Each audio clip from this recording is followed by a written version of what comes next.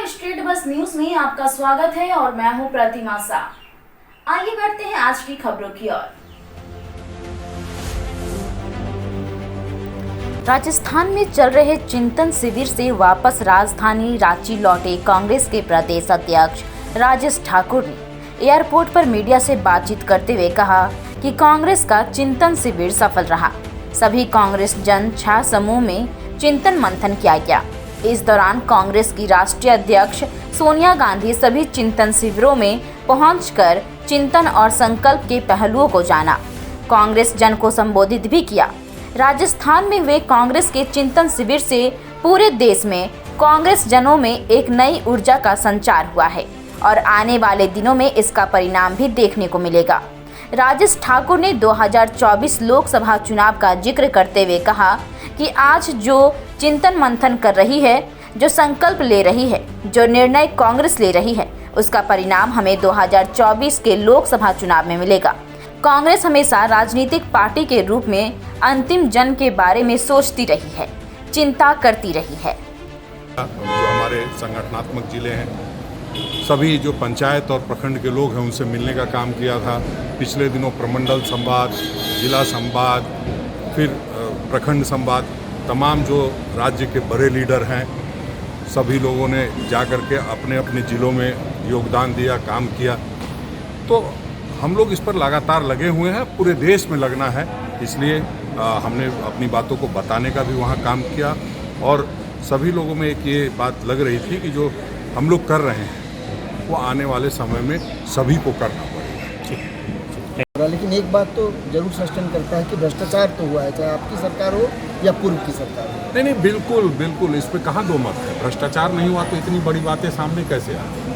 भ्रष्टाचार हुआ है और भ्रष्टाचार ऐसा हुआ है जिसका अगर पिछले 5 साल की जो सरकार थी उसकी जांच करा दी जाए तो कोई बाहर नहीं रहेगा। अब ये तय करना है तमाम एजेंसियों पे कौन किसकी क्या रोल है, किसने क्या किया है, ये सारी बातों की जांच चल रही है। और निश्चित रूप से हम सदैव कहते हैं कि सरकार हमारी है, सरकार के हम साथ हैं, भ्रष्टाचार के साथ नहीं। ठीक, क्या चिंता और क्या संकल्प? देखिए, उदयपुर में नौ संकल्प शिविर में हम लोग भाग लेकर के आ रहे हैं और निश्चित रूप से जो नई ऊर्जा का संचार हुआ है और जिस तरह से उसमें सभी लोगों की हिस्सेदारी के साथ निर्णय लिए गए और अगले 90 से 180 दिनों के बीच में जो हम सारे पदों को जो खाली हैं या जो बदलाव करना है उसको करने के बाद आपको असर दिखाई देगा।